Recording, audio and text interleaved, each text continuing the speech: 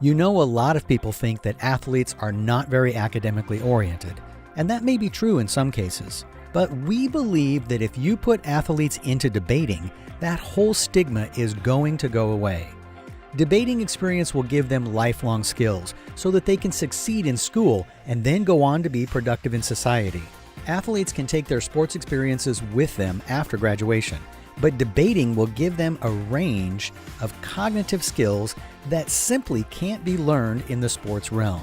We have all kinds of evidence that shows how doctors, nurses, pharmacists, biologists, and other medicals and scientific professionals in training use debate in the class to boost their comprehension and knowledge base far above what they could achieve with individual study and practice. Look at how scientists use debate every day. Scientists sit and debate all day long on what needs to be done, what needs to be looked at differently. How do we make a vaccine that works and can be easily produced? Why is this approach better than that one? They're debating all day long. It's a proven fact that if you've had at least 1 year of some type of debating in school, you will be twice as successful at your chosen career as if you don't. That applies in life, in class, and in the professions. Whether or not the school has access to adequate sports facilities, and some schools don't, debating can be a great alternative competitive sport, although it's really not an alternative, more like a complement. In fact, debating is an intellectual sport. I'll argue that as long as you want. The main thing that both debating and sports will do for you is they will both teach you how to think and how to listen. To a young person without much experience, those two things may not sound very exciting. If they only knew how much of their success and happiness in life depends on exactly those two things. Kids who are more interested in sports than academics might literally scoff at the idea that debate could help them as much in life as sports, and maybe more. But if you find a great quarterback that has been through a debating system growing up, he's going to be a better quarterback. He's already got the mental acuity from the debating system, and that's why we think coaches should be looking at both. Let's say they have students in their sports system. They're struggling to keep their grades up so that they can keep playing their sport. It happens all the time, and the standard answer is to give them tutors or special classes where they don't have to learn anything. If we put them in a debating system, they'll probably have much better grades. They will think better. You want kids off the bench? Stick them in a debating program. If you stick them in a debating program, they will improve. Their mental acuity will pick up, their competitive nature will pick up, they will try harder and work harder. It's just the way it is.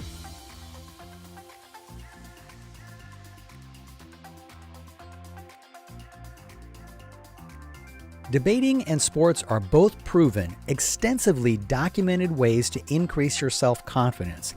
It is so odd that they don't seem to be combined programs in any school that we've found, and we've looked hard. Kids and parents need to know that debating can increase your self-confidence as much as being an outstanding athlete if you really get into it and spend some time in it, and especially if you start at a young age. Here's why debate and sports are such a natural combination. Debating builds your self-confidence so solidly that it makes you a much better football player, soccer player, tennis player, whatever your sport is. I can tell you that quick, accurate thinking is probably the most important thing in any sport. Soccer, for example.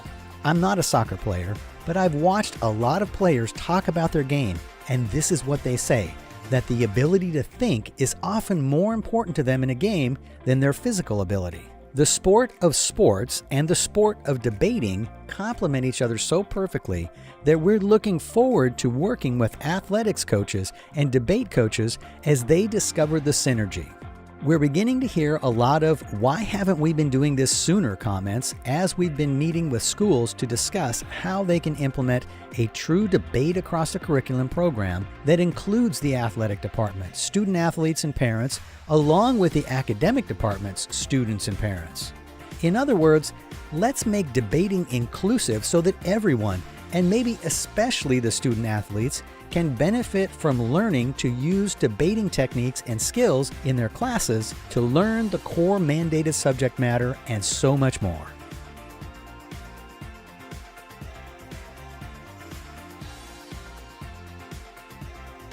I believe that debating will help you be much better in sports. A lot of sports, some more than others, require cognitive acuity and concentration more by far than physical ability. Let me give you a couple of examples. Golf. Anyone who golfs knows about concentration and thinking ahead and planning. If you listen to Tiger Woods, he says 80% of the game is mental. Talk to any serious athlete, football, soccer, basketball, track and field, they will all tell you that so much of what they do depends on mental abilities. And then, how much cognitive ability do you need to play chess? If you're a chess player and you're not also engaged in debating, you might be making a mistake. You really should think about debating as well, because it will make you sharper, faster thinking on your feet. I mean, that's one thing about debaters, especially if you do what we love to do, impromptu debating in a classroom setting. Sometimes if somebody is coming at you with an extremely well-prepared argument that maybe you didn't even expect, you have to be able to think on your feet as fast as any quarterback being rushed by someone who's broken through the defense. You know what I'm saying?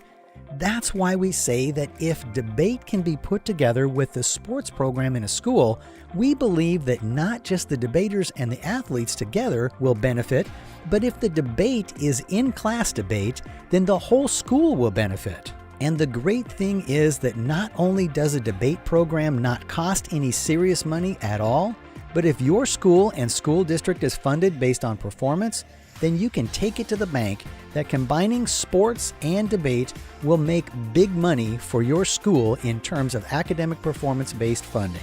We think that sports and debate should both have the same respect. They should both be a major part of everybody's education.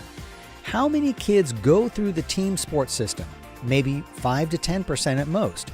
And of the kids who play sports in school, how many end up making a living from that sport? A fraction of 1% of those who played in school. Well, in debating, it's about 80% of kids who debate in school who go on to make a good living with the skills they learn. So we ask, why shouldn't school athletic departments, who are as committed as the academic departments to seeing their kids succeed, work with the academic departments to ensure that kids who play sports get the benefits of debate through a cross-curriculum program of debate in class? Why not equip student athletes who too often get left behind academically with all the skills that research shows us convincingly that debate can teach? If instead of sitting in class bored or tired out or anxious about the upcoming game, what if student athletes were going from class to class along with other students and were participating in in-class debates in biology, in English, and in social studies? It's kind of hard to sit in the back of the class and daydream when the entire class is divided into groups for a debate. And once a kid gets involved, they start learning. They can't help it. And what's more, it's fun and competitive and full of team spirit and sportsmanlike conduct. It's also an environment where, like sports, you play hard but by the rules, and the goal is to win. So athletes are natural debaters, and debaters are natural competitors.